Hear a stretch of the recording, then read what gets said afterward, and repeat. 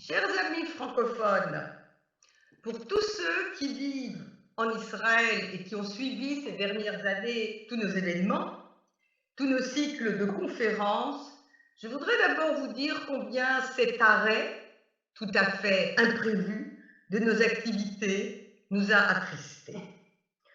Nous avions pris l'habitude de vous voir, de discuter des sujets les plus divers, de la culture française, du judaïsme, des dernières recherches effectuées à l'université de Tel Aviv, mais je suis sûre que nous pourrons très prochainement reprendre ce bel îlot, faire revivre ce bel îlot de francophonie à Tel Aviv, dont vous savez, mais nos amis de l'étranger ne le savent peut-être pas, que Tel Aviv est maintenant en phase de déconfinement. Et nous en sommes très heureux, malgré évidemment les énormes difficultés économiques que cela nous pose. En fait, bon, on va en reparler, nous sommes contents aussi de savoir que notre cercle est maintenant élargi, puisque grâce aux habitudes que nous avons prises avec Zoom, nous avons pu nous connecter avec tous les amis francophones de l'université, bien sûr, avec la FOTA, les amis français de l'université de Tel Aviv, avec notre cher président François Heilbronn, mais aussi avec nos autres amis francophones de Belgique, du Québec et d'autres pays, tous les autres francophones qui peuvent nous écouter de leur pays. Alors, je vais d'abord passer la parole à notre déléguée générale, que la plupart d'entre vous connaissent, et qui est Agnès Goldman. Eh bien voilà, Agnès, c'est à toi.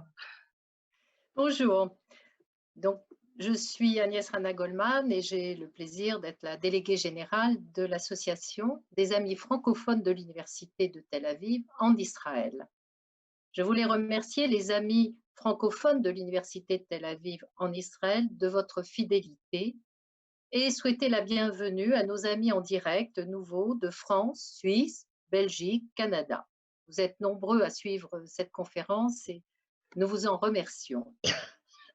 Aujourd'hui, grâce à Zoom, et c'est une grande chance finalement Zoom, car nous pouvons à la fois continuer nos conférences, les partager avec les pays francophones dans le monde et surtout garder ensemble contact pour mieux se retrouver après, mais nous restons contactés.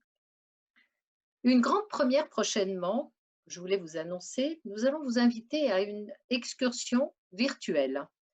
Le professeur Israël Finkelstein pardonnez-moi, d'archéologie de l'université de Tel Aviv nous fera vivre une expérience nouvelle. Chers amis, suite à l'arrêt de l'économie dû au Covid-19, des milliers d'étudiants à l'université de Tel Aviv ont perdu leur travail et ce travail leur permettait de financer leurs études. Malheureusement, un grand nombre vont être obligés d'abandonner. C'est pourquoi nous ne voulons pas, et l'Université de Tel Aviv a créé un fonds de soutien intégralement destiné à répondre aux besoins économiques de ses étudiants. Nous savons bien que la période est difficile pour tout le monde, ce n'est pas le moment propice de faire un appel et de vous solliciter, mais nos étudiants ont besoin de nous, ont besoin de vous pour finir leur fin d'année. Nous vous adresserons un lien à l'issue de cette conférence euh, sur lequel vous pouvez cliquer et faire un don. Quel qu'il soit, je dis bien quel qu'il soit, il nous aide. Nous vous en remercions par avance. Aidez-les. Les jeunes sont l'avenir d'Israël. Je voulais remercier Denis d'avoir accepté de nous offrir cette conférence qui va nous éclairer sur la situation politique en Israël à ce jour. Je passe la parole à notre professeur bien-aimé, le professeur Stella Russamoussi, professeur émérite de l'Université de Tel Aviv. Je compte sur vous. Merci. Merci Agnès. Bon, je voulais quand même vous donner quelques nouvelles de l'université de Tel Aviv. Je pense qu'il est important d'insister sur le fait que pendant toute cette période de confinement, grâce au téléenseignement, nous avons continué le semestre comme d'habitude et nous en sommes très heureux parce qu'il fallait absolument s'assurer que nos étudiants ne perdent pas leur semestre. Et donc, nous avons pu ainsi rester en contact régulier avec eux. Et aussi, pendant toute cette période, et ceux qui suivent les newsletters envoyés par Sivan Cohen-Wiesenfeld ont pu le voir, eh bien, l'université de Tel Aviv n'a pas chômé et elle a vraiment investi tous ses efforts dans la lutte contre le corona. Les résultats sont assez impressionnants. Nous avons donc un vaccin qui sera prêt dans quelques mois, qui est développé par le professeur Gershoni. Un diagnostic par un scanner pulmonaire développé par le professeur Greenspan. Et puis, des masques de protection qui sont fabriqués sur des imprimantes 3D et le développement d'un nouveau respirateur pour les malades graves du Covid-19. Sans parler des anticorps neutralisants à partir des patients guéris dont vous avez sûrement entendu parler. Alors en fait, toutes ces entreprises ont mobilisé de nombreux étudiants, pas seulement des professeurs, mais aussi de nombreux étudiants dont la participation a été essentielle dans les laboratoires de recherche. Et je voudrais quand même ajouter, vous en avez sans doute entendu parler, que de très nombreux étudiants de médecine et des sciences de la santé se sont portés volontaires pour aider les soignants dans les hôpitaux. Ils ont participé à l'effort national de secours aux malades. Beaucoup d'entre ces étudiants, comme Agnès l'a dit, se retrouvent néanmoins en grande difficulté financière aujourd'hui. Ne les oublions pas. Bon, mais venons-en au sujet de notre conférence. En fait, nous avons vécu en Israël une période très mouvementée en raison non seulement des très graves problèmes posés par le Covid-19, mais aussi d'une conjoncture politique très particulière et de l'instabilité qui ne pouvait qu'en résulter. Quelles que soient nos convictions politiques, nous avons toutes et tous redouté la tenue de quatrièmes élections, des élections qui auraient été ruineuses et probablement inutiles, puisque 3 élections successives n'ont pas réussi à départager les camps. Alors, de grands efforts, évidemment, ont été investis dans la mise en place d'un gouvernement d'union nationale. Vous savez qu'il est en place. Vous savez aussi que son avenir est encore incertain. Et dans ces circonstances, il est difficile de ne pas se poser certaines questions. Des questions comme celle de savoir si notre système électoral à la proportionnelle est encore fonctionnel. Et au fond, s'il ne l'est plus, que faire pour donner une représentation politique aux différents secteurs d'une société, de la société israélienne, qui est marquée par une très grande diversité et auquel nous craignons qu'un système comme le système français, par exemple, le système à la majorité absolue, nous craignons qu'il ne soit pas approprié. Et au-delà du système électoral, on peut se demander ce qu'il faut penser aujourd'hui du système politique israélien qui se heurte à d'immenses difficultés. Des très grandes difficultés à une période où les clivages semblent exacerbés, surtout lorsqu'on aborde certaines questions particulièrement controversées.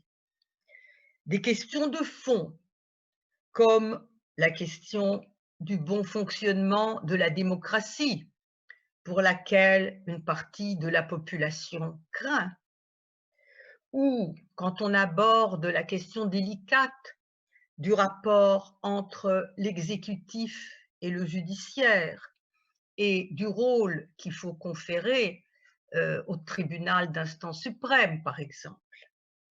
Bon, ce sont des questions qui se posent à nous tous et j'en passe.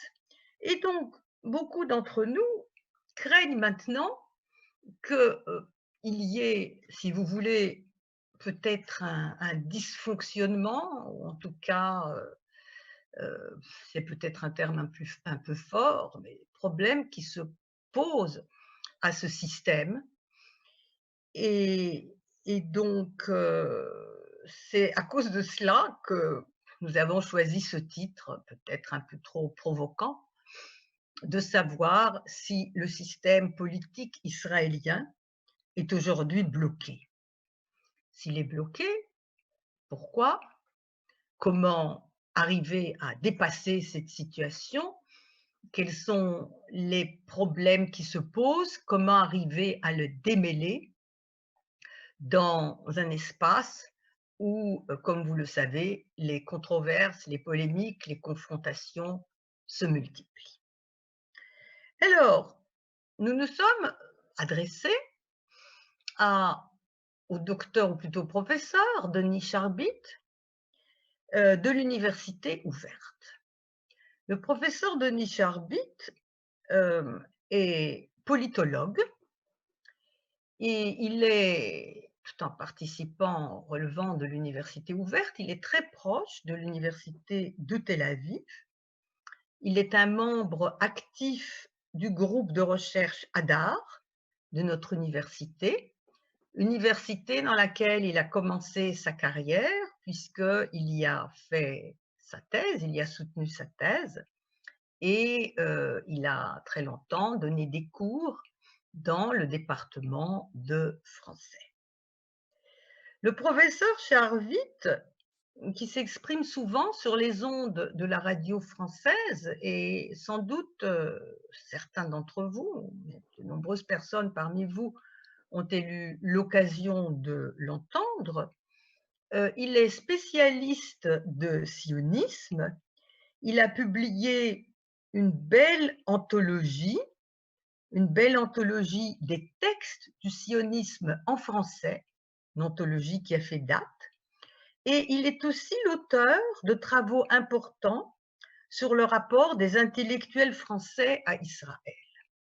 Denis Charvit a publié, entre autres, un ouvrage tout à fait passionnant que je vous recommande très vivement si vous ne le connaissez pas encore, et qui porte sur ce qu'il a appelé les paradoxes d'Israël.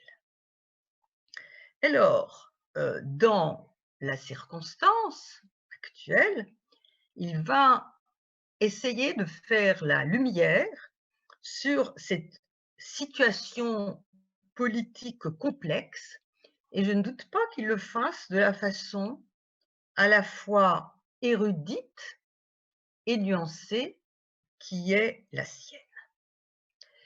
Avant de lui passer la parole, je voudrais faire deux petites remarques techniques. Donc, dans ce webinaire, vous l'avez remarqué, vous ne pouvez activer ni le son, ni l'image, ce qui est évidemment toujours un peu dommage puisque vous ne pouvez pas vous manifester, mais nous savons que vous êtes là. Par contre, vous pouvez poser des questions à notre conférencier. Vous pouvez le faire tout au long de la conférence par écrit en activant la question Q&A, donc qui est Questions and Answers, qui se trouve donc en bas de votre écran. Et à la suite de la conférence, Denis Charbit pourra sélectionner, malheureusement très peu de vos questions, juste 2, 3, pour donc essayer de répondre à vos préoccupations. Prévu donc avec Anna et avec Stella de traiter. Alors, à partir des événements récents, donc de l'année électorale, c'est pas un événement récent, c'est toute une année et demie presque de crise politique, d'essayer de revenir sur le système politique israélien, de comprendre voilà pourquoi, après avoir fonctionné finalement d'une manière relativement efficace. Hein. Je vous rappelle quand même que c'est avec ce même système politique israélien qu'on a mené des guerres, gagné des guerres, surmonté la crise du coronavirus, même si elle n'est pas encore terminée, j'espère que je ne m'avance pas trop en le disant, mais voilà, des problèmes d'intégration de millions d'immigrants, enfin je veux dire, les défis, je n'ai pas besoin de vous le détailler, mais les défis qui touchent Israël ont été très très nombreux. Et pour autant, c'est avec un système politique, avec ses failles, avec ses inconvénients, avec ses avantages, que tout ceci a été fait. J'aime bien dire souvent que quand bien même le système ressemble un peu à celui de la 4e République, oui, à la différence que la 4e République a produit des hommes politiques relativement médiocres, à part peut-être Pierre Mendès France, mais justement, Pierre Mendès France n'a tenu que 7 mois et 17 jours, alors que ce système politique israélien, bah, il n'a pas empêché de placer à sa tête des leaders incontestables et incontestés, quelle que soit la sympathie ou l'antipathie qu'on peut avoir vis-à-vis d'eux. Mais je dirais que de Ben Gurion à Ariel Sharon, de Ehud Barak à Shimon Peres, d'Yitzhak Rabin à Menachem Begin, en passant par Yitzhak Shamir Ben El Netanyahu, on peut encore une fois ne pas être d'accord avec la vision qu'ils ont eue de la politique, mais globalement, le système politique n'a jamais mis de frein à leur capacité de diriger et de mener, encore une fois, la guerre, la paix, de constituer une armée, de dynamiser une économie. Et la question qu'on se pose, c'est pourquoi ce système qui, globalement, a fait ses preuves, pourquoi on en est arrivé là? Qu'est-ce qui s'est passé? Est-ce que ce sont des facteurs structurels? Est-ce que ce sont des facteurs conjoncturels? Est-ce que le problème que nous affrontons aujourd'hui, est-ce qu'on est amené à le vivre dans quelques années? Alors, bien sûr, les interprétations divergent, mais le fait est que, voilà, ça apparaissait à Anna et à Stella important de réfléchir sur cette question-là, justement au moment où voilà, cette crise va se dénouer, puisque, comme vous n'avez pas manqué de l'apprendre, d'ici mercredi, la Knesset devrait se réunir pour voilà, enfin former ce nouveau gouvernement après, encore une fois, près de 18 mois de gouvernement de transition. Alors, les aspects sur lesquels je voudrais revenir, et d'une manière très synthétique, c'est tout d'abord quelles sont les propriétés de ce système politique, d'une part, et en insistant peut-être sur un aspect sur lequel qu'on traite moins en général, mais qui est d'actualité, c'est effectivement l'indépendance des pouvoirs, la séparation des pouvoirs, c'est-à-dire d'un côté l'exécutif avec le législatif et de l'autre côté le judiciaire. Pourquoi l'appareil judiciaire et ce qu'on appelle la haute cour de justice, Bet Adin Agavoa Letzedek, on l'appelle en général sous la forme de son acronyme Bagatz, pourquoi finalement a-t-elle tant d'importance? Alors je sais bien que là aussi il y a des débats très idéologiques, hein, très, très forts, mais comprenons comment ce système-là a évolué, parce que je dirais que peut-être ce qui me paraît le plus remarquable, mais typiquement israélien, c'est que ce système a évolué quand bien même on y a introduit pratiquement aucune réforme, hein, de 1949 à aujourd'hui. Alors, à part cet accord du gouvernement sur lequel, bien sûr, je reviendrai, on n'a jamais introduit de réforme fondamentale. C'est toujours resté un système proportionnel, pluripartite, etc. Et pour autant, quelque chose a changé dans les rapports entre l'autorité politique, exécutive et législative et l'autorité judiciaire, et ce qui conduit effectivement aujourd'hui à comme ça une sorte de sentiment que c'est un petit peu la guerre entre ces deux pouvoirs, même si la décision de la Cour suprême la semaine dernière a permis sans doute de calmer le jeu, au point que certains se demandent si la décision n'a pas été prise, n'a pas été inspirée par une volonté justement de calmer le jeu, plutôt que voilà, de continuer sur cette dialectique où ces deux pouvoirs se neutralisaient presque réciproquement. Alors, Voilà donc les deux aspects que je vais traiter. Le premier, c'est le système proportionnel. Bon, je pense que vous connaissez certainement la manière dont ça fonctionne par rapport au scrutin que vous avez connu, enfin pour ceux qui viennent de France en tout cas, qui est le scrutin majoritaire uninominal à 2 tours. Alors, quelles sont les propriétés de ce système proportionnel? C'est un système dans lequel, j'ai envie de dire, toutes les voix comptent. Voilà, aucune voix ne se perd, sauf si elle n'a pas, sauf si les voix se sont portées sur une formation politique qui n'a pas obtenu le seuil d'éligibilité, qui effectivement a un petit peu augmenté de 49 à aujourd'hui. À l'époque, c'était 1%, c'est passé à 2,5% il y a une dizaine d'années, et ça a été fixé depuis 2015 à 3,25% des voix. Donc ça veut dire que toute voix, tout électeur qui porte son suffrage, son bulletin sur un parti politique qui obtient plus de 3,25% de l'ensemble de l'électorat, cette voix n'est pas perdue.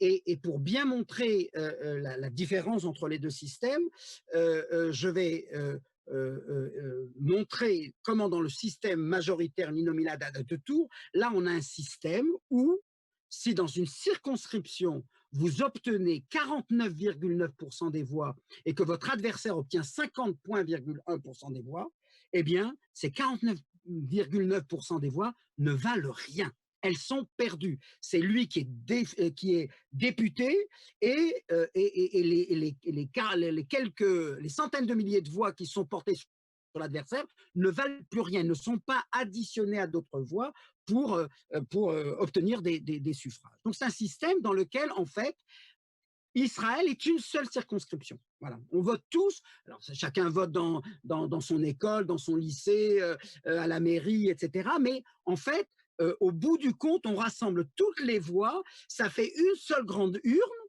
et on compte le nombre de voix que chaque parti a pu obtenir. Et encore une fois, tout parti qui a obtenu un peu plus de 3,25% des voix est crédité de sièges proportionnels, d'où le nom de scrutin proportionnel, de sièges proportionnels au nombre de voix qu'il a obtenu. Alors, là aussi rapidement, l'avantage de ce système, c'est qu'il reflète l'électorat. Il n'y a pas, comme en Grande-Bretagne ou comme en France, on ne retrouve pas cette disparité entre un nombre de voix qui s'est porté sur un parti et, en l'occurrence en Grande-Bretagne et en France, vous avez des systèmes où on élimine en quelque sorte par le mode de scrutin la représentativité de ces formations qui peuvent faire 5, 10, 15, 20% des voix. Cette chose-là, la capacité d'écarter ces petites formations n'existe pas dans le système proportionnel. Toute formation qui obtient un certain nombre de suffrages est représentée proportionnellement au nombre de voix. Donc, le grand avantage de ce système, c'est qu'il reflète l'ensemble des opinions et je dirais des classes sociales et idéologiques qui existent dans le pays. Et en général, parce qu'on est bien conscient du problème que pose ce scrutin proportionnel, c'est qu'il va donner beaucoup de poids à des formations qui n'ont pas beaucoup de sièges.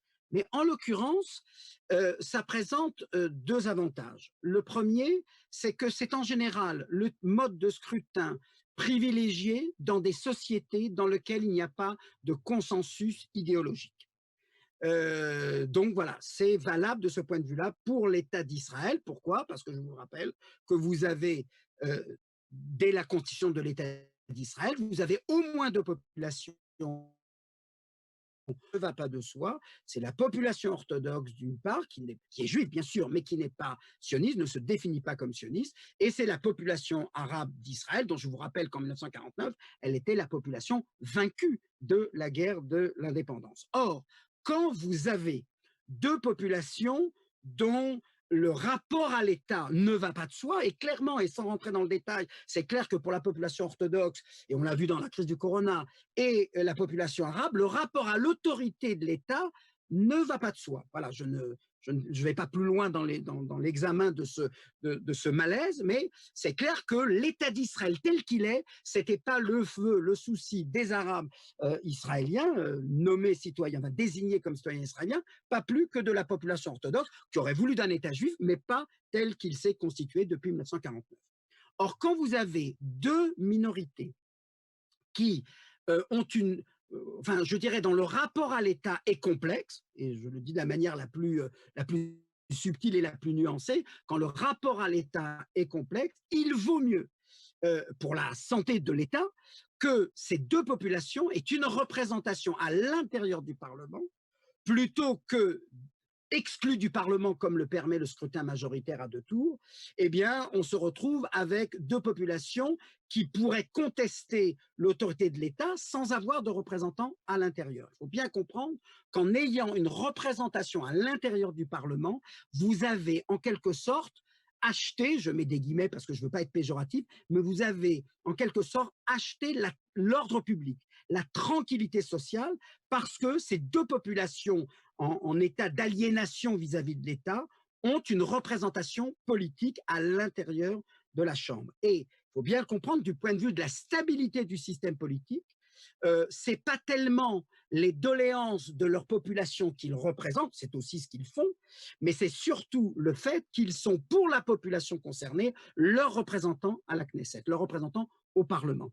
Et donc, ça joue dans les deux sens. Ils sont là pour dire voilà ce à quoi nous, orthodoxes ou arabes, nous aspirons, mais c'est également un moyen pour le système politique de savoir qu'il a des députés qui, aussi contestataires soient-ils, et on est bien d'accord que les députés arabes apparaissent toujours comme extrêmement contestataires de l'État d'Israël comme tel, oui, mais ils fonctionnent auprès de leur population comme des représentants de leurs doléances. Et ça permet d'une certaine manière de contenir et d'assurer, de garantir la stabilité du système politique.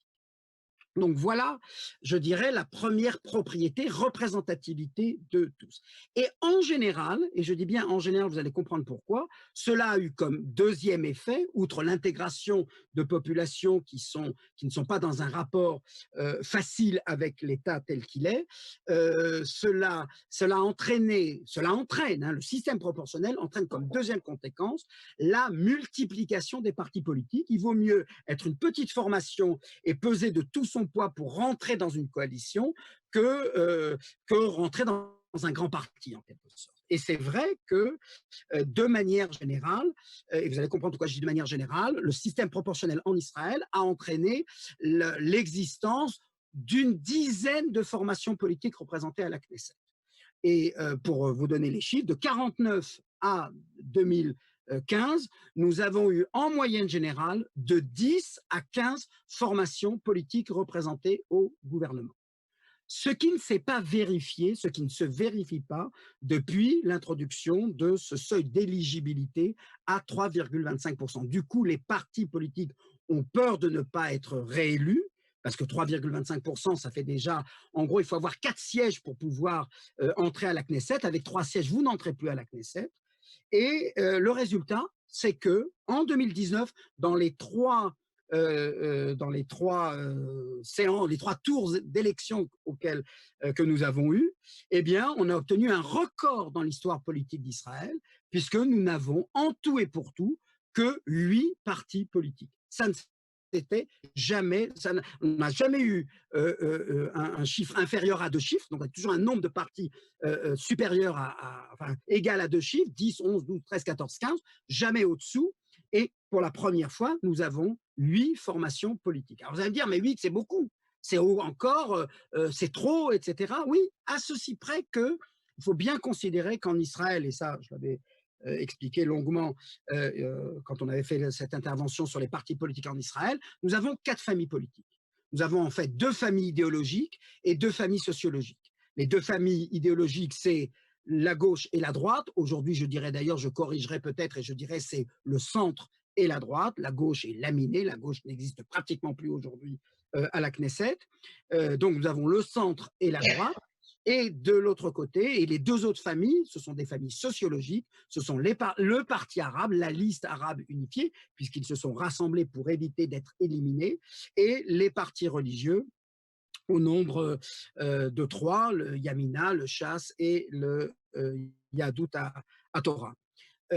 Donc, si vous avez 8 partis politiques, ça veut dire qu'en gros, par famille politique, vous avez environ 2 partis. la gauche a été représentée, mais encore une fois, je vous dis que, par le Meretz et Avoda ensemble. Donc voilà, on va dire centre-gauche. La droite était représentée également par Israël Beiteinu, donc le parti d'Avigdor Lieberman. La liste arabe unifiée n'a qu'une seule formation politique pour éviter d'être disqualifiée. Et en revanche, les partis religieux sont au nombre de 3, puisqu'ils disposent chacun d'une clientèle politique suffisamment forte pour ne pas avoir à se réunifier. Donc, pour le coup, je dirais que pour la première fois dans l'histoire politique d'Israël, c'est pas le grand nombre des partis politiques qui a été à l'origine de la crise que nous avons connue. Alors, bien entendu que, donc voilà pour ce qui est du système proportionnel, donc avec ses avantages, intégration des populations problématiques, si je puis dire, à l'égard de l'État d'Israël tel qu'il a été créé. Mais deuxième fonction, une représentation politique accrue, à ceci près que cette fois-ci, ça n'a pas été le cas avec 8 partis politiques, et je pense qu'on va rester sur cette donne-là même lors de futures élections si on ne modifie pas le seuil d'éligibilité.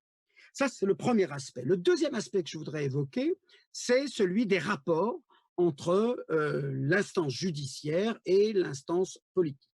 Alors, première précision, en général, vous connaissez tous la théorie de Montesquieu, qui sépare 3 pouvoirs, le législatif, l'exécutif et le judiciaire. Alors, si ce n'est que dans un système parlementaire, il n'y a pas réelle séparation entre le pouvoir législatif et exécutif. Pourquoi? Parce que l'exécutif émane du législatif. Comme vous le voyez, il faut que plus de 61 députés lèvent la main pour que l'exécutif soit élu. Ça veut dire que sans la représentation parlementaire, il n'y a pas d'exécutif. C'est ça la grande différence entre un système parlementaire et un système présidentiel. Dans un système présidentiel, le président est élu indépendamment du Parlement, du Congrès, l'Assemblée nationale en France, le Congrès aux États-Unis, voire même le Sénat. C'est un autre, comment dire, c'est un exécutif qui tire sa légitimité et son autorité du fait qu'il s'adresse au suffrage universel. C'était la fameuse, pour rester sur le domaine de la France, c'était la fameuse réforme de De Gaulle qui a établi une institution appelée présidence de la République, non plus honorifique, mais avec étant, comment dirais-je, congénital à l'exécutif. Mais très vite, il a dit non, non, le président ne va pas être élu par le Parlement, il va être élu par le suffrage universel. Et à ce moment-là, vous avez effectivement un président qui tire son autorité du suffrage universel, le Parlement qui tire lui aussi son autorité du suffrage universel, mais indépendamment, pas le même jour, c'est pas la même élection, là où en Israël, et on l'a beaucoup dit ces derniers temps, il faut bien comprendre, quand bien même la personnalisation de la vie politique fait que nous-mêmes nous disons je vote Gantz ou je vote Netanyahou, mais en l'occurrence, on ne vote ni Gantz ni Netanyahou, on vote pour des formations politiques, on vote pour des listes. Okay, et c'est à ces listes de s'unir ensemble, de s'agréger ensemble pour constituer une majorité de 61 députés. Et là, j'aimerais peut-être, alors je ne veux pas rentrer dans la polémique, mais je dirais dans une réflexion sur cette notion qui est beaucoup plus problématique dans un système parlementaire que dans un système présidentiel, qui est la volonté du peuple. Qu'est-ce que veut le peuple? En vérité, il est très difficile de dire ce que veut le peuple pour une raison très simple. Je le rappelle, pour faire un gouvernement, il faut 61 députés. Eh bien alors, si je vous donne une coalition de 61 députés avec les partis arabes, la gauche, le centre et un parti religieux, c'est la volonté du peuple. Mais si je fais une autre coalition avec la droite, l'extrême droite, les partis religieux et le parti du centre, on a aussi la volonté du peuple. Je veux dire que l'addition de 61 députés, vous pouvez la voir dans un système proportionnel, dans un système parlementaire comme le nôtre, vous pouvez l'avoir avec 3, 4, 5 combinaisons possibles. Et je dirais d'ailleurs que, à mon sens, c'est ça la souplesse du système proportionnel, c'est que celui qui est le mieux placé en tête pour former un gouvernement, finalement, il a toujours devant lui plusieurs combinaisons possibles. À lui de choisir celle qui lui paraisse la plus stable, la plus sûre, celle qui lui donne le plus grand nombre de députés, celle avec laquelle il s'entend idéologique, avec laquelle il y a une plus grande homogénéité idéologique et politique, mais il faut bien comprendre que la volonté du peuple, ce qu'on fait quand on vote, voilà, ce qu'on fait quand on vote, c'est qu'on désigne l'ordre de grandeur de chacune des formations politiques en disant voilà, le Likoud en a 36, Bleu-Blanc en a 33, Yemina en a 6, Avoda, Meretz en a 7, etc. Et je ne vais pas revenir sur le résultat des élections. Voilà, c'est ça la volonté du peuple. Le peuple désigne, donne à chaque formation politique le poids qu'il a au sein du corps électoral. La coalition, encore une fois, elle peut épouser toutes les combinaisons que souhaite celui qui forme le gouvernement, et en général, il a plus, je dirais, plus d'un tour dans sa poche. Enfin, je veux dire, il y a plusieurs combinaisons possibles, et on va en venir tout de suite à Gand, parce que là, jusqu'à présent, je reste un petit peu au-dessus de la consultation électorale récente, mais je vais y venir. Mais tout ça pour dire que, au final, de facto, comme on dit, la volonté du peuple, c'est le gouvernement qui sera formé avec la coalition, quels que soient les partis qui s'y retrouvent. Voilà. En l'occurrence, celle que nous aurons, celle qui sera désignée mercredi, ce sera la coalition composée de Bleu-Blanc, du Likoud et de l'ensemble des partis qui soutiennent Netanyahou, c'est-à-dire les 3 partis religieux, Yamina, Chasse et Yahadut HaTorah. Et tout cela va faire environ 75 députés. On verra le chiffre exact en fonction de de quelques députés dont on ne sait pas exactement comment ils vont voter mercredi. Donc voilà, je dirais, voilà pourquoi c'est un abus de langage que de dire on vote Netanyahou ou on vote Gantz. On vote pour des formations politiques et en fonction du rapport de force entre elles, elles vont former une coalition. Tout ça, c'était pour montrer que, contrairement à la théorie de la séparation des pouvoirs, dans un système parlementaire, cette séparation est un peu fictive. Il n'y a pas d'exécutif sans la confiance du Parlement. Et donc, on voit le rapport étroit entre l'un et l'autre, bien entendu. Et donc, la séparation des pouvoirs repose sur l'indépendance de la justice par rapport au système politique. Et là, c'est ce que je disais tout à l'heure, maintenant je vais pouvoir l'illustrer, le démontrer. Là, ce qui est absolument, je dirais, impressionnant, c'est que oui, c'est vrai, on a assisté à je dirais, un changement de régime, en quelque sorte. Quand je dis un changement de régime, ça reste toujours le même régime démocratique parlementaire, mais un changement des rapports de force entre la justice, l'appareil judiciaire et l'appareil politique, à la faveur, effectivement, de ce qu'on va appeler la révolution constitutionnelle, quand bien même elle n'a pas fait l'objet d'une décision votée en bonne et due forme par les parlementaires. Et c'est d'ailleurs ce qui donne, je ne veux pas rentrer qui a raison, qui a tort, je ne veux pas rentrer, vous le savez, quand j'officie dans ce domaine-là, exprimer mon sentiment personnel ou mes convictions personnelles, mais c'est vrai que beaucoup de contestations du pouvoir judiciaire, une des contestations, je dirais, fondamentales, c'est de dire, mais ce changement ce changement dans les rapports de force entre la Cour suprême et le gouvernement n'a jamais été décidé par une loi. Effectivement, on n'a pas dit à un moment « Ah tiens, il serait bon de rééquilibrer les rapports de force entre l'institution judiciaire et l'exécutif » et on aurait procédé à une loi fondamentale qui aurait organisé les choses. D'où voilà, le sentiment de contestation très vif qu'on entend souvent de la part de ceux qui, encore une fois, contestent, situés à droite et parmi les partis religieux, cette contestation de la Cour suprême. Alors, qu'est-ce qui s'est passé? Je vais essayer de raconter ça très, très, très brièvement. Je ne vais pas prendre plus de 5 minutes, mais il faut quand même effectivement dire ce qu'il y a. Il s'est passé 2 choses. C'est quoi la révolution constitutionnelle? Comment ça s'est opéré? Il y a eu 2 choses, en fait, qui ont eu lieu. La première, c'est que dans les années 90, alors, commençons par le commencement. Nous avons un système judiciaire avec 3 cours de justice, ce qu'on appelle le tribunal de paix, le tribunal régional et enfin ce qu'on appelle le Bet Mishpat Elyon, la Cour suprême. Mais la Cour suprême, son rôle, c'est de revérifier, c'est le pouvoir en cassation, c'est de vérifier des affaires qui ont été discutées à l'échelon inférieur.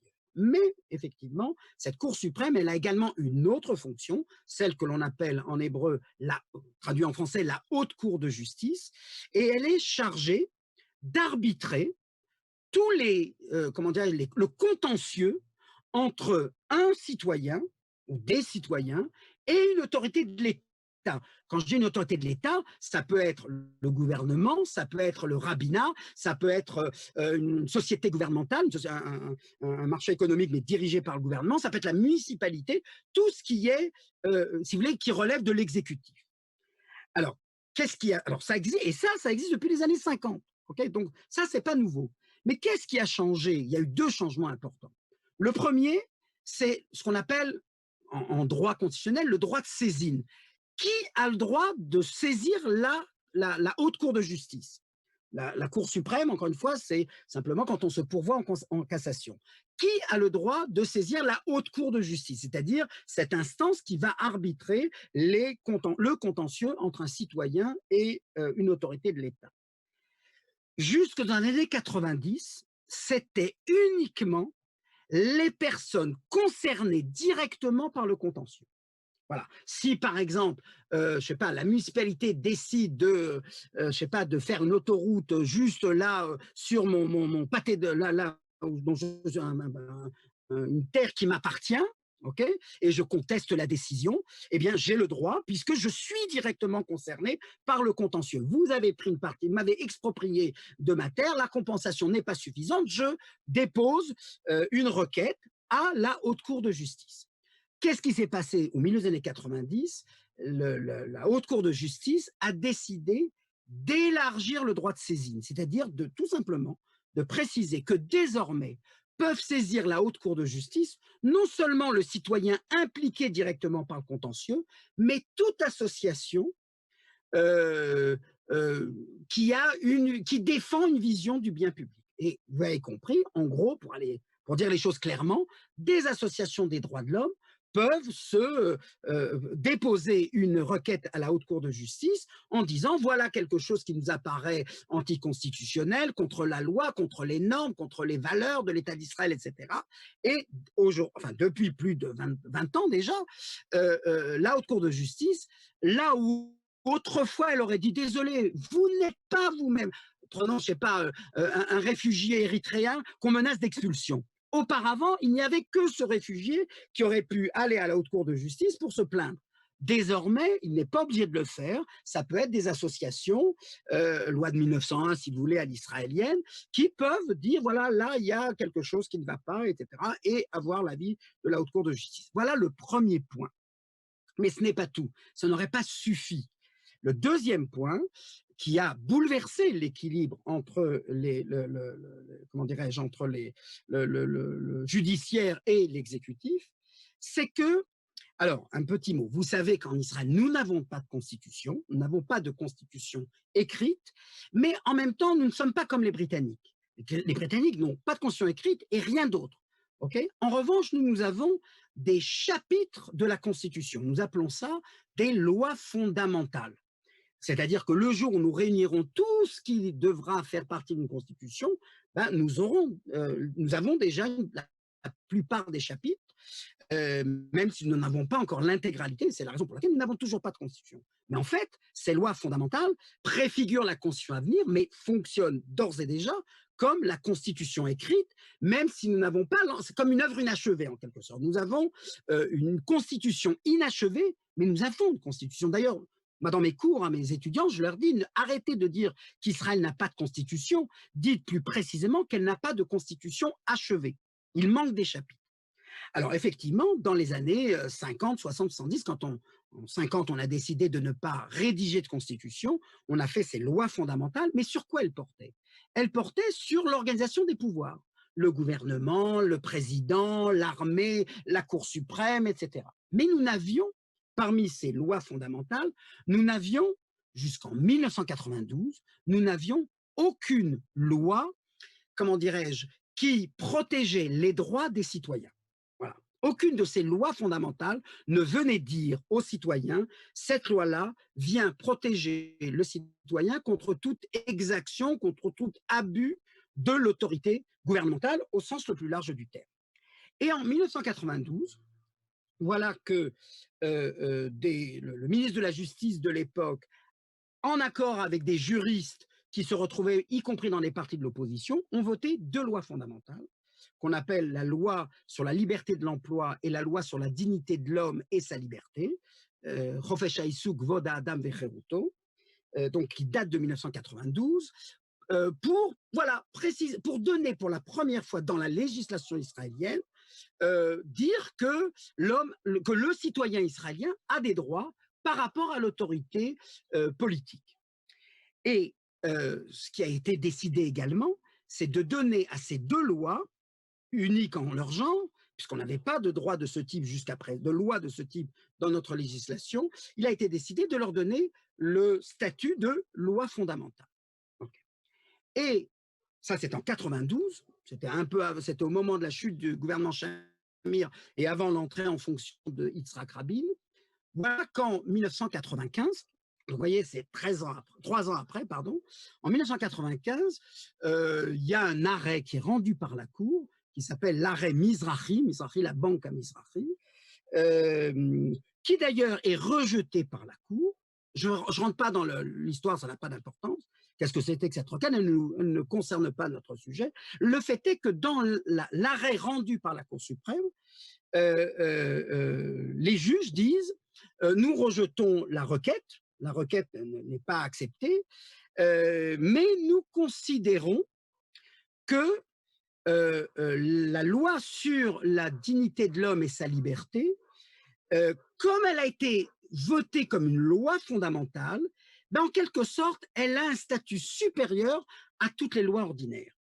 Toutes les lois en Israël se valent. Il n'y en a pas une plus importante que l'autre, puisque ce sont toutes des lois votées par le Parlement à la majorité relative. Il suffit qu'il y ait 20 personnes et que l'opposition n'ait que 10 personnes, et la loi passe. Et là, la Cour suprême, dans cet arrêt qui concernait une affaire qui n'a rien à voir avec notre sujet, a dit nous rejetons la requête, mais nous considérons que ces lois de 1992, elles ont un statut supérieur puisqu'elles ont été votées comme une loi fondamentale. Et donc, désormais, nous pourrons juger de la constitutionnalité des lois au regard de ces 2 lois fondamentales. Alors, petite anecdote pour la petite histoire. Vous savez, quand la Cour suprême ou la Haute Cour de justice rend un arrêt, d'abord, elle donne un avis en quelques lignes, comme ça a été fait jeudi dernier, et puis quelques semaines plus tard, on publie l'ensemble des avis de tous les juges. On détaille les motifs qui ont conduit la Cour à prendre telle ou telle décision. Et là, pour la petite histoire, il avait été décidé que cet arrêt à Mizrahi serait publié le 5 novembre 1995. Or, vous vous en souvenez certainement dans l'histoire politique d'Israël, le 4 novembre 1995, Yitzhak Rabin a été assassiné. Les juges ont quand même publié le 5 novembre l'ensemble des motifs pour rejeter la requête de Banque à Mizrahi. Et bien entendu, personne n'en a parlé à ce moment-là, personne ne s'est rendu compte de ce que disait la Cour, parce que, bien entendu, tous nos esprits et notre cœur et notre sensibilité étaient bien sûr autour de l'assassinat de Rabin qui venait d'avoir lieu la veille. Il n'empêche que c'est là le point de départ de l'autorité de la Cour suprême, puisqu'elle décide, sans qu'il y ait aucun vote de la Knesset, mais elle décide, étant donné qu'elle est habilitée, là, légitimement, légalement, à interpréter les lois, à considérer que comme ces 2 lois ont un statut supérieur, désormais, toutes les lois votées par la Knesset devront être confrontées à ces 2 textes. Est-ce qu'elles sont compatibles ou est-ce que la mise en cause de la dignité, de la liberté, de l'emploi est justifiée au regard de ces 2 lois?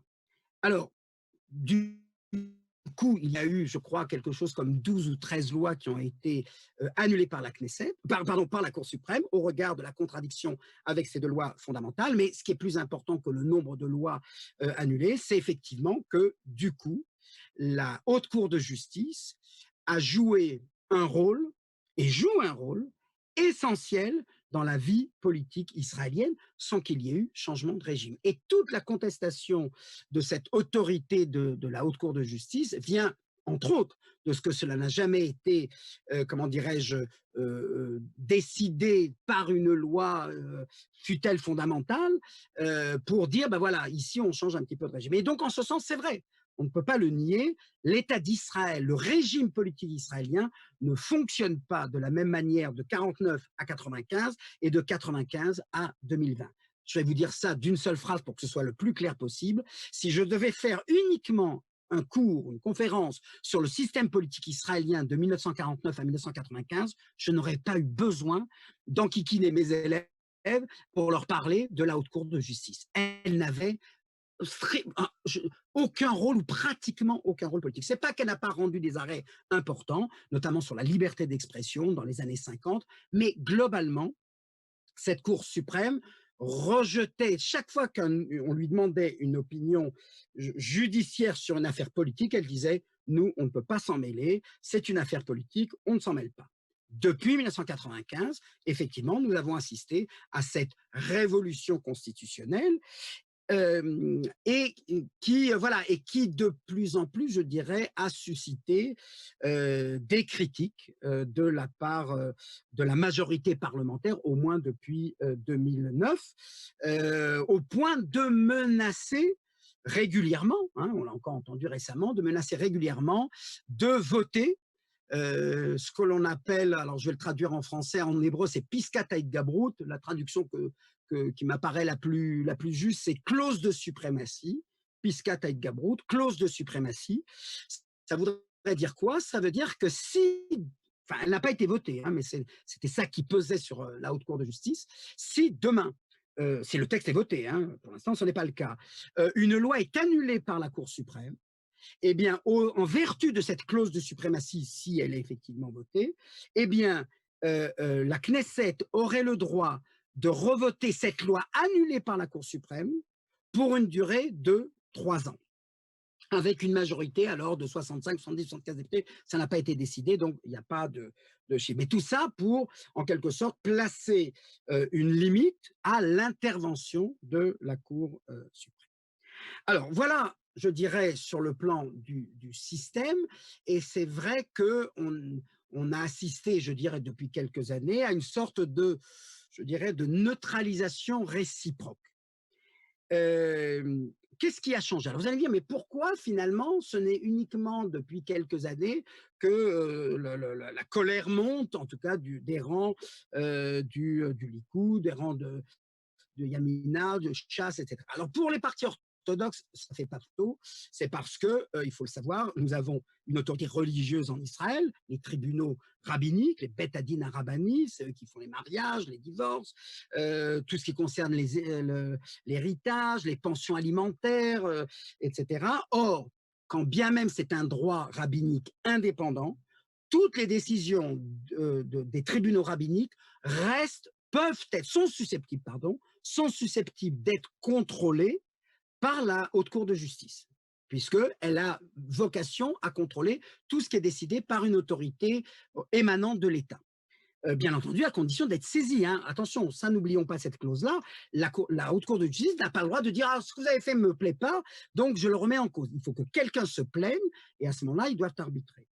Et c'est vrai que ces dernières années, je dirais depuis une vingtaine d'années, la Haute Cour de justice a reflété dans une grande partie de ses décisions, pas dans toutes, mais dans une grande partie de ses décisions, ce qu'on pourrait considérer comme un agenda laïque, c'est-à-dire protéger toutes les sensibilités, y compris les sensibilités spirituelles. Et donc, d'une certaine manière, la Cour suprême ou la Haute Cour de justice est plutôt mal vue par les partis religieux et qui n'attendent qu'une seule chose, c'est qu'un jour, effectivement, on puisse limiter l'autorité de cette Haute Cour de justice, surtout dans les questions qui touchent au rapport entre la synagogue et l'État en Israël.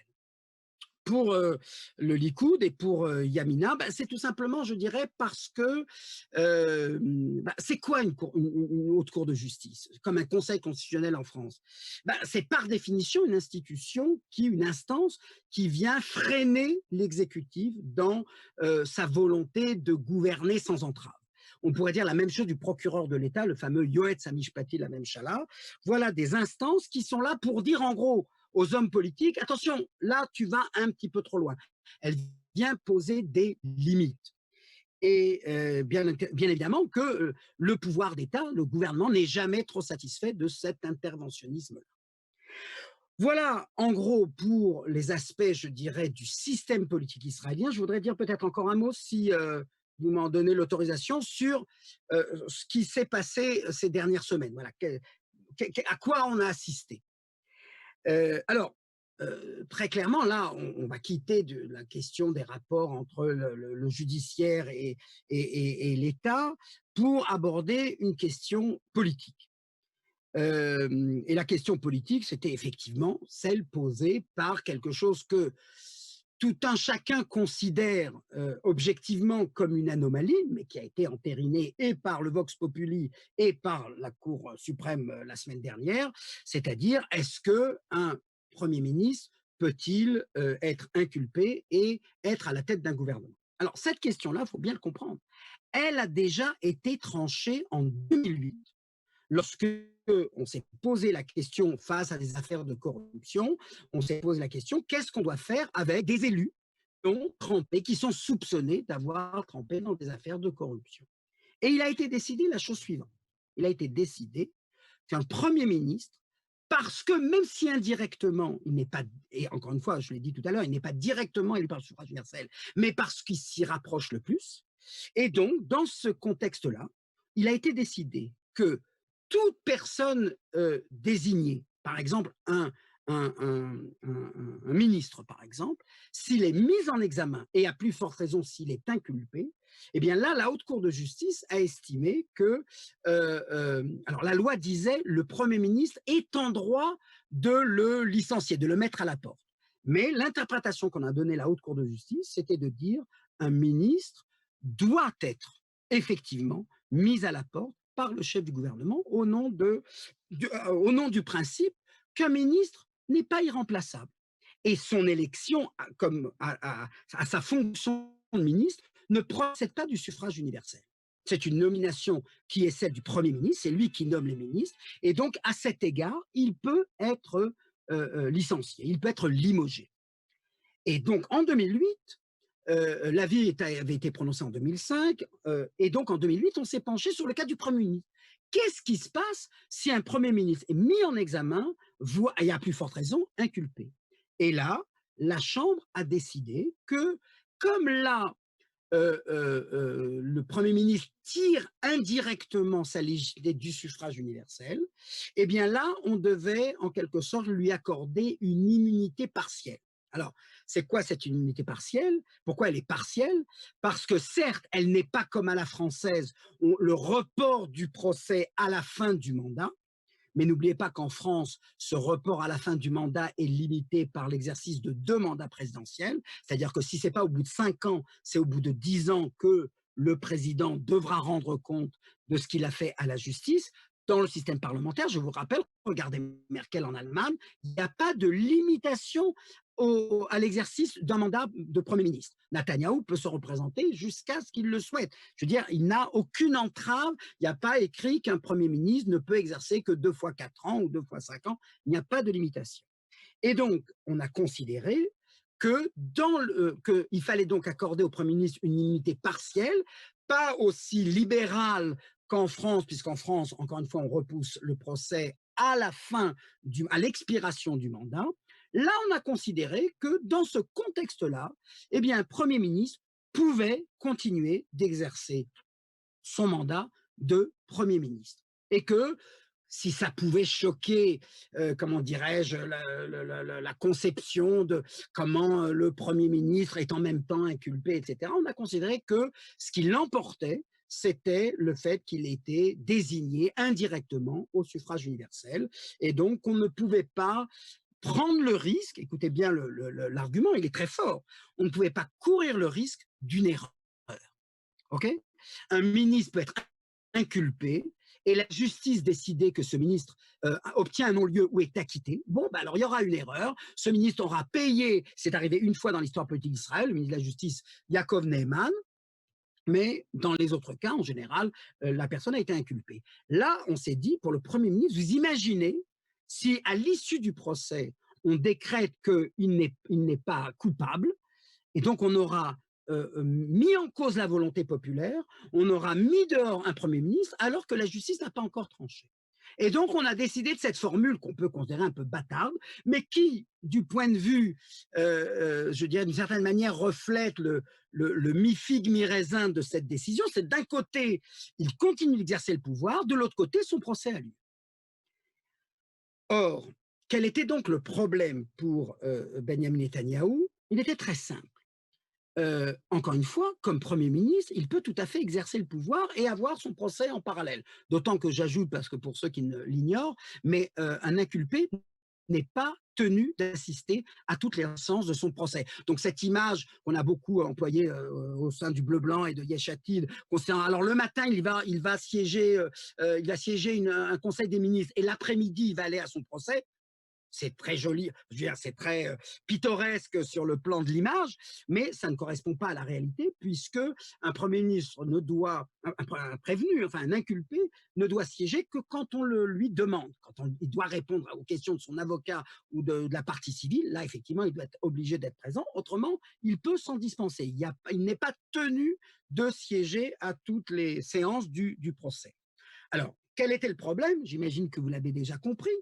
Comme Premier ministre, Netanyahou peut continuer d'exercer le pouvoir, mais comme ministre, il ne peut pas, puisque là, l'arrêt Pinchasi indique bien qu'un Premier ministre doit, pas il a le droit, ça c'est la loi, mais elle est interprétée par la Cour suprême en disant il a le devoir de renvoyer un ministre. Or, comme le résultat des élections a été celui que vous connaissez, et là j'explique pour que ce soit clair, pourquoi on disait c'est si important pour Netanyahou d'avoir 61 députés. Parce qu'à ce moment-là, c'est pas que le procès, et là je voudrais vraiment corriger les erreurs que l'on fait beaucoup, c'est pas que le procès n'aurait pas eu lieu. Là, je vous rassure tout le monde, l'indépendance de la justice reste ce qu'elle est, le procès Netanyahou aura lieu. Et Netanyahou, alors on peut toujours le soupçonner de vouloir empêcher le bon fonctionnement, le bon déroulement du procès, on ne sait pas ce qu'il nous réserve, effectivement. Mais dans l'esprit de Netanyahou, pourquoi il était important d'avoir 61 députés? Pour avoir une majorité parlementaire qui le désigne comme chef du gouvernement pour 4 ans. Et c'était quoi son calcul? Il ne s'en est jamais, il l'a jamais dissimulé. Il l'a dit toujours très clairement. Pour lui, il lui paraît essentiel, il lui paraissait jusqu'à aujourd'hui essentiel d'être à son procès, non pas comme citoyen Netanyahou, mais comme Premier ministre Netanyahou. Il estime, à tort ou à raison, et là-dessus d'ailleurs, je ne suis pas de ceux qui suivent son raisonnement, et je vous dirai pourquoi. Il estime que les juges du tribunal de district, hein, c'est pas la Cour suprême ici, qui, elle, c'est uniquement une cour de cassation, mais il estime que les juges de la Cour de district qui va juger de son cas, de la Cour de district de Jérusalem, seront en quelque sorte inévitablement dissuadés dans la sévérité de leur jugement, quand ils le rendront. Pourquoi? Parce qu'ils n'auront pas affaire aux citoyens Netanyahou, mais ils auront affaire au Premier ministre Netanyahou. Et donc, lui, c'est pour ça qu'il souhaitait cette majorité de 61 députés, qui lui aurait permis de mener son procès jusqu'à son terme avec le titre et la fonction officielle de Premier ministre. Au procès, on n'aurait pas dit « Monsieur Netanyahou, levez-vous », mais « Monsieur le Premier ministre, levez-vous », en espérant que le fait qu'il reste Premier ministre ait cet effet, on va dire, d'assouplissement dans la sévérité des juges à son encontre. En revanche, à partir du moment, et ça c'est le résultat des 3 tours électoraux, à partir du moment où il n'avait pas cette majorité de 61 députés, à quoi était-il condamné? Un gouvernement de rotation, ok? Et qu'il a proposé d'ailleurs assez vite. On partage, Gantz et moi, le pouvoir. Moi 2 ans, moi 1 an et demi, qu'importe. Le problème était, et c'est pour ça, et ça maintenant vous allez comprendre l'accord qui a été signé donc il y a quelques jours, c'est que tout le problème Netanyahou, c'était pas d'éviter le procès. Moi, enfin, en tout cas, moi, je ne lui prête pas à l'heure d'aujourd'hui ce procès d'intention. Ça aura lieu le 24 mai. C'est vrai que la séance d'ouverture n'a pas eu lieu, mais parce qu'on était quelques jours après le déclenchement de la crise du corona et qu'à la faveur de la panique, on a estimé devoir remettre à plus tard, au 24 mai, c'est donc dans 14 jours, l'ouverture de son procès. Bon. Là, c'était habile, ça lui a permis effectivement peut-être de gagner encore un peu de temps, mais encore une fois, lui, tout le but de cet accord, c'était une chose est très simple. Comment, alors la première année et demie, on va dire qu'ils se sont très vite entendus sur un an et demi, très bien. 18 mois, Netanyahou exerce le pouvoir et il a son procès en parallèle. Là-dessus, ça ne pose aucun problème. Qu'est-ce qu'on fait du jour où Benny Gantz devient Premier ministre et Netanyahou devient ministre? Et là, vous avez l'épée de Damoclès, le fameux arrêt Pinchasi, qui s'abat sur la tête de Netanyahou. Ah, comme ministre, vous êtes renvoyé aussitôt. Et à ce moment-là, échec de la stratégie de Netanyahou, qui, comme je l'ai dit tout à l'heure, ne veut qu'une chose, c'est être entendu à son procès comme Premier ministre, pas comme ministre, pas comme citoyen. Et d'où, et maintenant je termine ce long raisonnement, d'où cette, cette construction politique inédite dans l'histoire politique d'Israël, qui consiste à dire, bon, donc dans 18 mois, Netanyahou ne peut pas être ministre, puisque s'il est ministre, il est obligé de démissionner. Gantz est obligé de le renvoyer.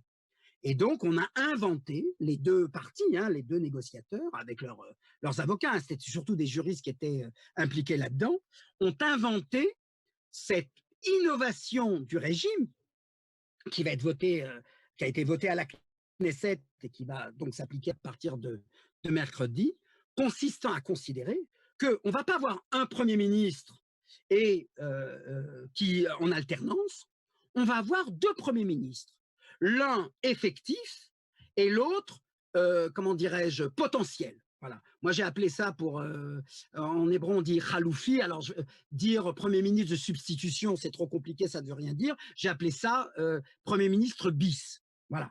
On va avoir, à partir de mercredi, deux Premiers ministres. Un Premier ministre en exercice et un Premier ministre bis. Il faudra qu'on l'appelle Rosh Hamamshala Chaloufi. On va voir comment les journalistes se débrouillent avec ça, mais en théorie, ils sont censés appeler les Gantz et Netanyahou Rosh Hamamshala Befol, Rosh Hamamshala Chaloufi. Peut-être qu'ils utiliseront une autre manière, mais on le verra, on le saura dans quelques jours. Et toute cette construction, qu'est-ce qu'elle permet? Eh bien, elle permet à Netanyahou, dans 18 mois, lorsqu'il cédera son poste de Premier ministre en exercice dans la plénitude de ses fonctions, de conserver ce type de Premier ministre bis, de telle sorte que, vous l'avez compris maintenant, que l'épée de Damoclès Pinchasi ne s'abatte plus sur lui, puisque ce ne sera pas un ministre, ce sera un Premier ministre bis. Alors, jusque-là, vous allez dire, mais quoi, ça n'existait pas auparavant? Si, ça existait, mais sous une autre forme. Il y avait un Premier ministre et il y avait un vice-premier ministre. Ça existait dans l'organisation du gouvernement de 1949 à aujourd'hui. Mais ce vice-premier ministre, c'était quoi sa fonction? C'était de remplacer le Premier ministre dans deux cas. Un cas exceptionnel, c'est ce qu'on appelle niftsarut, c'est-à-dire un empêchement, et un empêchement pour des causes de maladie. Je vous donne l'exemple qui a eu lieu dans l'histoire politique d'Israël. Quand Ariel Sharon a eu son fameux AVC, on a proclamé que le Premier ministre, qui était toujours légalement le Premier ministre, était empêché d'exercer ses fonctions, et le vice-premier ministre, qui était à l'époque Ehud Olmert, l'a remplacé.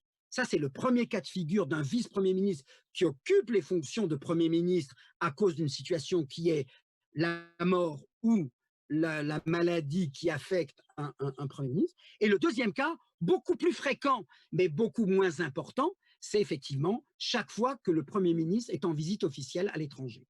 Chaque fois qu'un Premier ministre en Israël est en visite officielle à l'étranger, le vice-premier ministre occupe les fonctions de Premier ministre le temps que dure le voyage. D'ailleurs, 3 jours, 8 jours, 4 jours, 5 jours, voilà, en fonction du voyage à l'étranger, du déplacement à l'étranger. Voilà.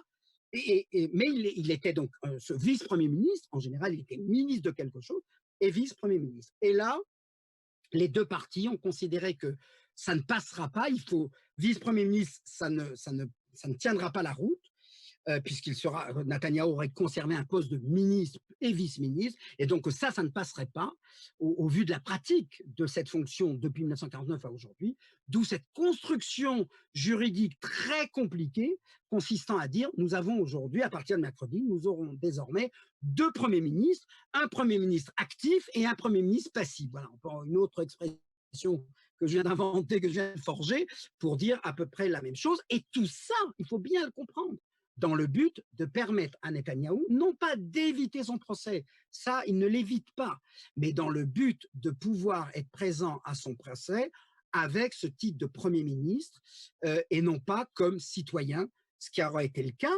s'il n'avait été que ministre et 18 mois après, il aurait été renvoyé. Et donc, vous voyez bien, dans cet accord-là, il y a un changement de régime, si je puis dire. Est-ce que ce modèle-là va rester longtemps ou est-ce qu'il va disparaître une fois que ce problème sera résolu? Là, il y a un précédent qui est constitué, mais d'où voilà, d'où comment dirais-je, le sentiment que, enfin, pour ceux qui ont porté plainte, en disant, on confie à un Premier ministre qui est inculpé le soin de former le gouvernement, ça, la loi ne le prévoit pas. La Cour suprême a répondu non, en mettant en avant, encore une fois, le suffrage universel indirect. Après tout, l'opinion publique a eu 3 fois l'occasion de se prononcer là-dessus et elle n'a pas, comment dirais-je, infligé à Netanyahou une défaite telle que la possibilité qu'il forme le gouvernement soit exclue pour lui. Donc ça, c'est la première décision qui a été rendue par la Cour suprême. Et la deuxième concerne cette construction juridique extrêmement alambiquée, extrêmement compliquée, extrêmement inédite. Et là aussi, elle a dit, c'est la volonté des partenaires de la future coalition.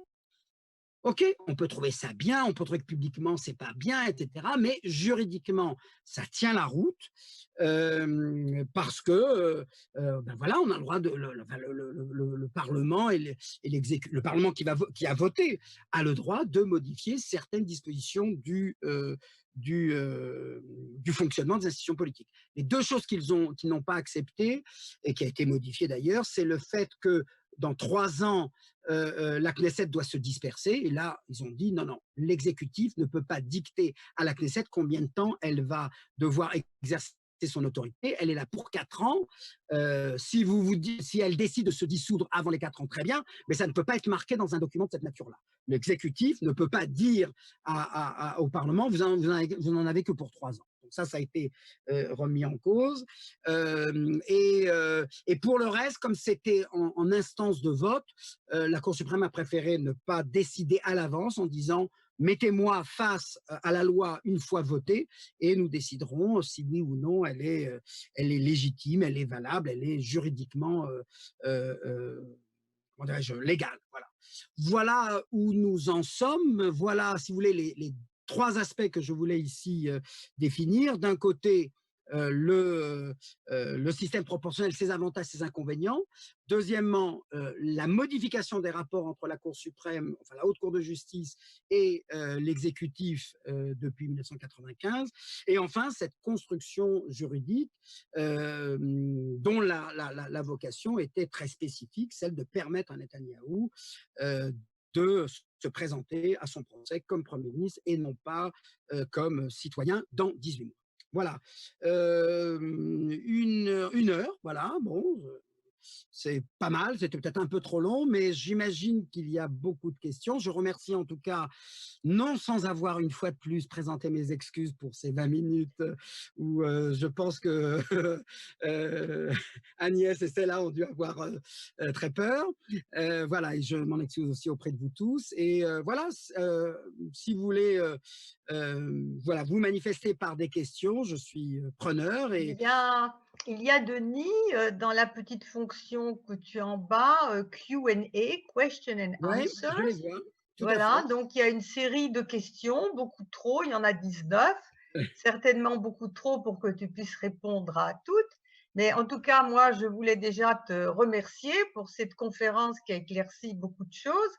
Et si tu veux bien, j'ai pensé qu'il valait mieux que tu choisisses toi-même Tout les à fait, je les lis questions en ce auxquelles tu moment. désirais répondre. Donc, je te laisse faire, pas trop longtemps parce qu'on a un peu débordé le temps, mais c'est pas très grave. D'accord. OK, très bien. Alors, je lis là rapidement les questions. Voilà, très bien. OK. Ou l'annexion des territoires, je vais en dire un mot également. Je note hein, en parallèle. Laissez-moi encore une petite minute avant de vous répondre. Alors, voilà, bon, je vois à peu près les questions qui ont été posées. J'en ai pris quelques-unes. Alors, la question de l'État juif et démocratique. Bon, d'abord, je ferai remarquer, puisque j'en ai parlé longuement, vous aurez remarqué que la fameuse loi sur l'État-nation du peuple juif n'a pas été votée comme une loi ordinaire, mais comme une loi fondamentale. C'est-à-dire justement pour, je dirais, opposer un contrepoids aux lois considérées comme, je dirais, trop universalistes, puisque la loi sur la liberté du citoyen, la dignité du citoyen et sa liberté ne fait pas rapport à la question juifs et arabes, orthodoxes, religieux, tout le monde est concerné par cette loi, si ce n'est que dans la définition même de la loi, il est bien précisé que ces deux lois seront interprétées par la Haute Cour de justice en vertu de la définition de l'État d'Israël comme État juif et démocratique. La première fois, très important, la première fois que cette notion d'État juif et démocratique est apparue dans un texte de loi, c'est dans les lois de 1992. Donc, les lois de 92 intègrent cette notion d'État juif et démocratique. Mais effectivement, la majorité parlementaire de 2015, donc Likoud et les partis religieux, ont estimé qu'il y avait un déséquilibre, que ces lois, je dirais, droits de l'homme, ne faisaient valoir que la dimension démocratique de l'État d'Israël au détriment de la notion de l'État juif. Et donc, d'où l'importance pour ceux qui l'ont préconisée, elle a été votée, je vous rappelle, en 2018, non seulement de la voter, mais surtout de la voter comme loi fondamentale. Et j'ajouterais à cet égard que, pour bien vous montrer, comment dirais-je, la prudence de la Haute Cour de justice. La Haute Cour de justice donc la loi a été votée en juillet 18. On est en mai 2020. Ça fait donc 2 ans qu'il y a des requêtes qui ont été déposées pour décréter est-ce que cette loi sur l'État-nation du peuple juif est compatible avec la loi sur la dignité de la personne et sa liberté.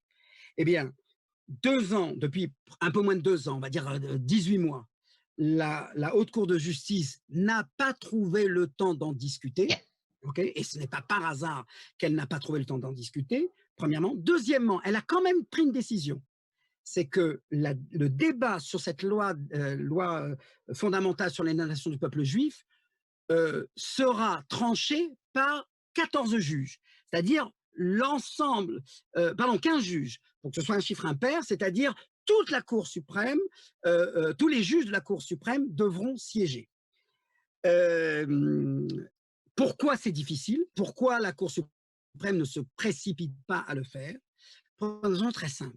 C'est que qu'est-ce que dit, quelle a été la Révolution constitutionnelle? Qu'est-ce qu'elle a dit? Je vous rappelle, elle a dit, à la lumière des lois fondamentales, la Haute Cour de justice peut décréter de la légalité de toutes les lois ordinaires. Là, pas de problème. En revanche, elle n'a pas décidé de décréter, de fixer, est-ce que cette Haute Cour de justice peut décider de la légalité d'une loi fondamentale. Ça n'a jamais été précisé. Et donc, à cet égard, nous n'en savons rien. Et c'est pour ça qu'elle hésite, parce que la Cour suprême peut décider de la non-constitutionnalité d'une loi ordinaire. Elle ne peut pas décider, au jour d'aujourd'hui, de la non-constitutionnalité d'une loi fondamentale. D'où, encore une fois, l'importance d'avoir voté ce texte comme loi fondamentale et non pas comme loi ordinaire. La deuxième chose qui me paraît essentielle de préciser, vous allez dire pourquoi ce match nul? Pourquoi il y a cet équilibre entre les pouvoirs? Pour une raison très simple. Pour une raison très simple. C'est qu'il y a un non-dit entre le gouvernement et la Cour suprême. La Cour suprême, et là c'est lié à la question sur les territoires qui a été posée, et sur la question de l'annexion. Jamais la Cour suprême n'a jamais décidé de l'illégalité des implantations, alors même qu'elle considère que c'est un territoire qui relève d'une occupation selon le droit international. Mais elle n'a jamais tranché que ces implantations étaient illégales au regard du droit international. Même chose pour la barrière de sécurité.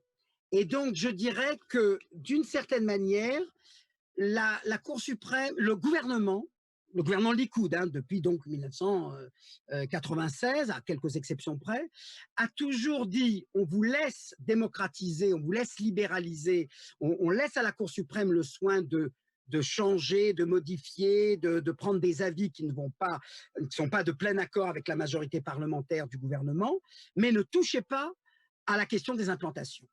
Et voilà ce qui, je dirais, d'une certaine manière, neutralise, voilà, je dirais, la botte secrète de la Haute Cour de justice par rapport au gouvernement. Là, comme il y a une majorité qui se décide de manière assez stable autour du maintien du statu quo, il n'est pas exclu que la Haute Cour de justice ne modifie pas sa manière de voir les choses et qu'elle n'intervienne pas sur la question des territoires. Alors, elle sera appelée sans doute à juger de la décision s'il y a annexion, mais je pense là aussi qu'elle sera extrêmement prudente et qu'elle considérera les choses avec beaucoup plus de recul que ce qu'on laisse entendre en général. Sur la loi norvégienne, alors qu'est-ce que c'est que la loi norvégienne? Alors, c'est ce qu'on connaît un petit peu en France, où un ministre. Alors, voilà, quand il y a indépendance du Parlement vis-à-vis de l'exécutif, eh bien, un ministre qui est député en France doit remettre son mandat de député. Alors, il le remet à son suppléant. En France, il le remet à son suppléant. En Israël, comme il n'y a pas de séparation de l'exécutif et du parlementaire, tous les parlementaires étaient ministres. En revanche, des ministres pouvaient ne pas être parlementaires. Okay, il a été décidé, il y a environ 10 ans, de voter une loi norvégienne stricte, restrictive. C'est-à-dire qu'un ministre peut décider volontairement de ne pas être député pour laisser la place à d'autres. Et là, il a été… alors, cette loi, elle n'a pas été remise en cause par la Cour suprême, mais ce qui est prévu, là aussi c'est une construction juridique très compliquée, ce qui est prévu, c'est que si un ministre décide de démissionner de son mandat parlementaire, le futur député n'est pas celui qui vient juste après lui dans la liste, mais quelqu'un de sa propre formation. Pourquoi ça a été précisé comme cela? Parce que, comme vous le savez, la liste bleu-blanc est initialement l'addition du parti de Gantz avec celui de Yair Lapid. Et là, si Gantz démissionne, si d'autres ministres démissionnent de leur mandat de député, ça pourrait laisser à Yesh Atid, au parti dissident, d'obtenir les députés suivants. Et donc, pour éviter cela, il a été décidé de modifier cette loi. Pour l'instant, ce n'est pas très clair et visiblement, il faudra trouver une autre construction juridique que celle qui a été proposée, mais ça reste encore en suspens. Cher Denis, comment? Je dois maintenant interrompre, il faut que nous terminions. Nous pourrions t'écouter jusqu'à demain matin, mais malheureusement, c'est techniquement impossible. Donc, je voulais, en mon nom et en celui de tous les amis francophones qui t'ont écouté, te remercier, vraiment te remercier très chaleureusement de cette conférence. Et juste un dernier mot d'Agnès. Tu as le micro. Il faut mettre le micro. Voilà, ça y est. Merci beaucoup, Denis, d'avoir répondu, de nous avoir soutenus. Et merci à tous les auditeurs de nous avoir suivis. Je vous donne rendez-vous très, très prochainement pour une excursion, comme on se l'est dit, dans les paysages israéliens. Si vous avez des demandes de conférences sur ces sujets particuliers, maintenant que nous avons fait nos premières armes sur Zoom, nous sommes à votre disposition. Alors voilà, bonne soirée à tous. Et absolument, je redonne l'email tlvuniversité@gmail.com. Ceci, voilà. Bonne soirée et Denis, encore restez en bonne merci. santé. Au revoir. Merci Stella, merci Denis.